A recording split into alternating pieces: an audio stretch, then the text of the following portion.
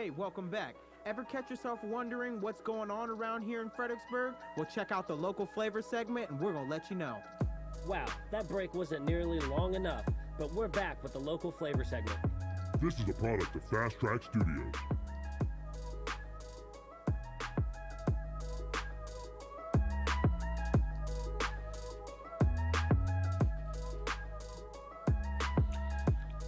How's it going, everybody? This is the local flavor segment. That's everything going on here in the 540 Fredericksburg, Virginia. I'm with Thomas Robinson. Hey, what's going on, y'all? Welcome back to the 540 show in the local flavor segment. And I'm Ryan Samuels. We are co-piloting this adventure we're on to the finish line. And first, we wanted to get into some good news about somebody that we've had on the show recently. JP St. Louis got a victory in his fight.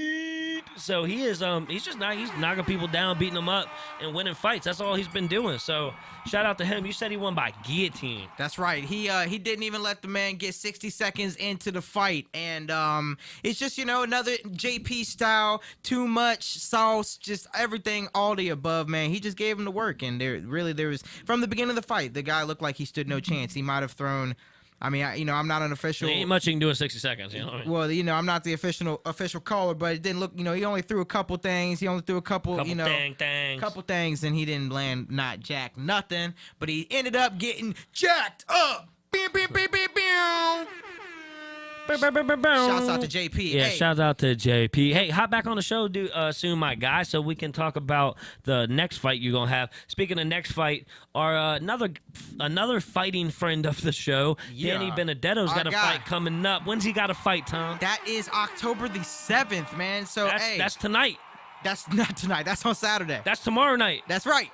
That's tomorroor night. That's right. So make sure, we're getting all. You know that they're listening to this on Friday, right? Yeah, it didn't click until you said it like that. Okay, I was just making sure because you had me confused for a second. No. You was right the whole time. Look, make sure that you got your tickets from Danny. I'm getting mine tomorrow. That's going to be yesterday when you're hearing me right now. I know that's confusing, but just try to keep up. We are getting all of the tickets. So anybody who is carpooling up there with me, make sure that you contact me. Contact me so that we can get the ride situation together. I would like to get a party bus if there's enough people and really get it going on. So, hey, make sure that you guys are hollering at me. Shout out to Danny Benedetto. We're going to get this W. We're going to bring another one home and just show them what's up, man. It's 5-0 all over the place. So, yeah, shout out. So I remembered I was thinking back and I saw this article. In the first couple episodes that we did, we talked about Dux, the police dog. I remember he got shot over on Lafayette Boulevard, and that was a really big news story. That guy actually got some national media attention, and the guy that shot him was sentenced yesterday to 45 and a half years in prison. Oh, my goodness. What the... So that's a really long time to be in prison, but I think he got what he deserved. Can't be shooting the police dogs, and I think the police dogs are really a helpful force when it comes to like running people down. The dogs are fast. Yep, they are. And you know what? The dogs do what people don't always, pay attention to. As a dog, they're the first in the battle. You know what I'm saying? When there's a bad guy, they always knock on the door. Well, there's a bad guy. I'm gonna send the dog in. That's right. And the cops are ready to go. They let the dogs loose, and the dog's the first one without thought. I'm going to let the dog in, and he will bite you. That's right. That's what they say. So, have you experienced with that? So Duck's got him some justice. That's what I'm saying. The dog can't fight him back, but Duck's got him some justice in the courtroom. Shout out to Ducks. Hey, some really, really, really, really terrible things happened last Friday night. Massaponax took a loss to Riverbend. For the first time in 12 tries, the Riverbend Bears beat Massaponax 34-7. Now, me and Tom were there, and this is what I got to say about the game. I'll give my little spiel. You can give your little spiel, and we'll move on because they got to play Forge tonight. We don't have time to be worried about what happened last week. I know London going to have the boys ready to play tonight. Forge is very, very good, but Ponax going to show up at home tonight. That's right. Watch what I say. Hey, but last week. What's your piece? There was just too many mistakes for us to beat a good team. A couple drop balls that on plays that would have went for lots of yards. We fumbled when we were about to take a score and maybe cut the lead. It was just little things like that all night. Penalties. I mean, penalty after penalty after penalty. It was just that they weren't crisp. They weren't clean. And the following week they played North Stafford. They played a very, very crisp, clean game. And that's what won them the game. So I really look forward to them getting back to playing Massaponax football. Don't turn it over. Get 3 yards of play. Don't make a bad play worse, and we'll keep it moving. Shout out to Riverbend, though. They hadn't beat us in 12 tries. I'm sure it felt like their Super Bowl and everything like that, but that's cool for them. Yeah. They've played a really, really tough schedule. I knew they were going to be tough, and shout out to them. I hope they do well in the Division 6 playoffs. First of all, Spider-Man said it in Family Guy. Everybody gets one. And everybody knows what I'm talking about with that. Now, I got some backup information for you. Speaking of backup, no pun intended, but there was it's more background information. There was a backup center. They were using their backup center all night long. By the end of the night, I noticed the fumble, the confusion with getting the snap. You know, it was like a double catch. And obviously running that triple, you got to get a good, to get it going on. And I was just something I was wondering on, and at Nick's Santizo's wedding is when I got that information that they were running a backup. Why did they run a backup center? I believe injury, but I wasn't. I didn't get all the way in. You didn't inquire all the way. No, I got that information, and then the gentleman and I moved on from that conversation. Yep. So Forge, get out to Massaponax High School tonight. Colonial Forge is coming in to play the Panthers. They're undefeated. Should be another great game. Shout out to the Panthers. Yeah, man. Hey, we gotta those play. I want to see him keep throwing the ball. That quarterback, number 5, what's his name? Ben Morley. Ben Morley. I want to see you throwing the ball, young man. They got a great arm. Looks like you got great eyes down the field. So I want to keep seeing that.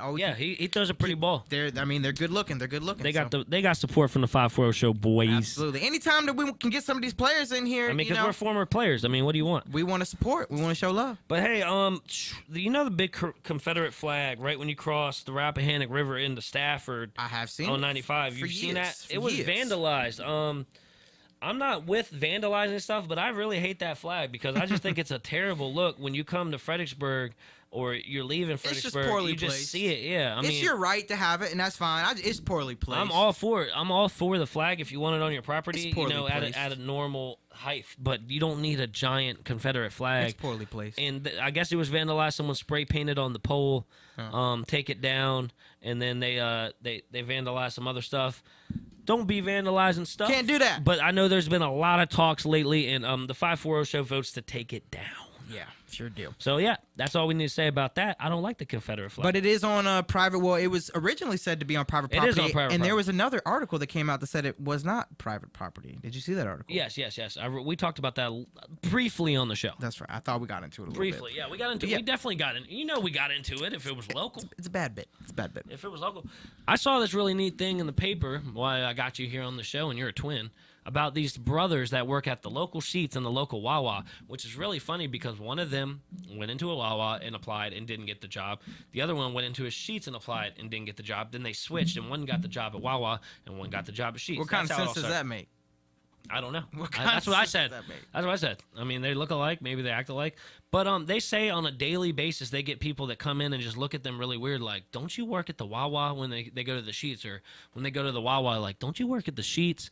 And they said up to 30 times since they've both been working there, this has probably happened. You being an identical twin, what are some of your like iconic moments of you and getting switched up with Troy, or vice versa? If you didn't know, Thomas has a brother. They look exactly alike.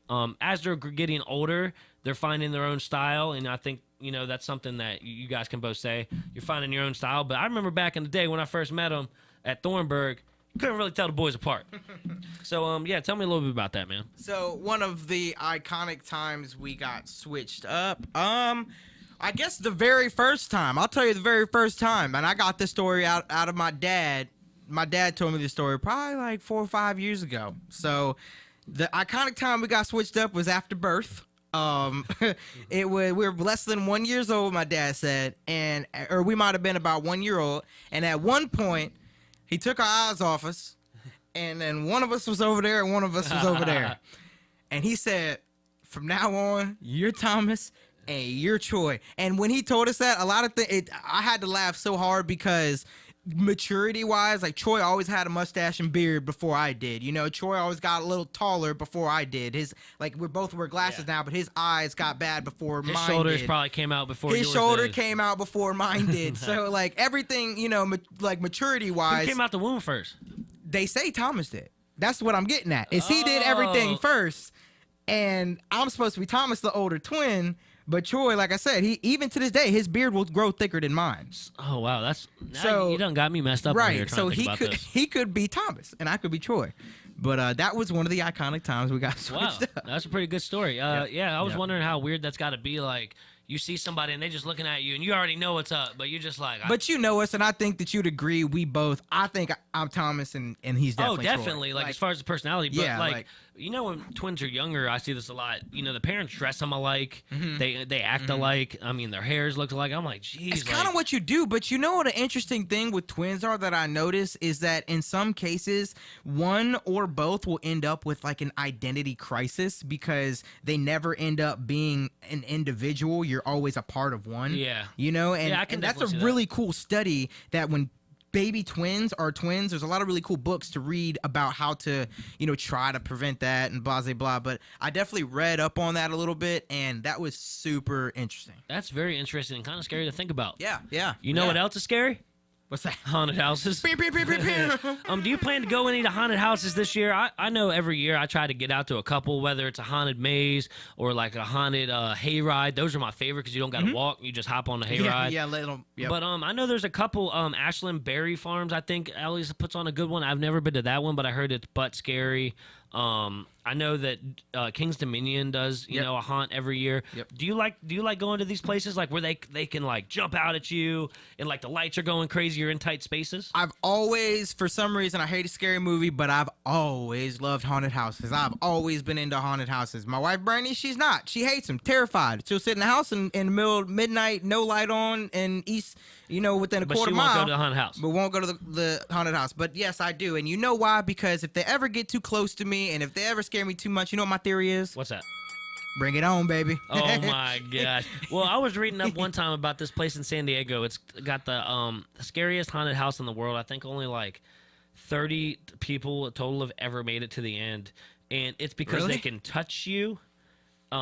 They can like do things to you like that you can't do it any other. You sign up for this stuff, so they probably hold you down. Oh yeah, like it's crazy stuff that they do to you. But it's like, can you make it through? Like they dump stuff on you. Like it's kind of like, I wonder if they give you a white flag to wave. It's a very you have to say I'm done, and they come in and get you out. But like only so many people have made it. And I watched a video, and it's like people being only halfway through, and they're like, I wanna go. Like, oh my God. And I'm like, what is that called? What's it called? I'll show it to you after. I'll have to look it up. I remember reading about it like a year or two ago, thinking like, could I make it through this thing? Yeah, I was about to say, dude, we should take the challenge. I think we could do it. I don't know, man. Like when you look at it, there's some stuff where I'm like, dude, I don't think so. Well, see, if they're allowed to like, take a big, strong John Cena type dude and like hold you down in a corner and like put a chain around you and like that counts as you not making it out, then.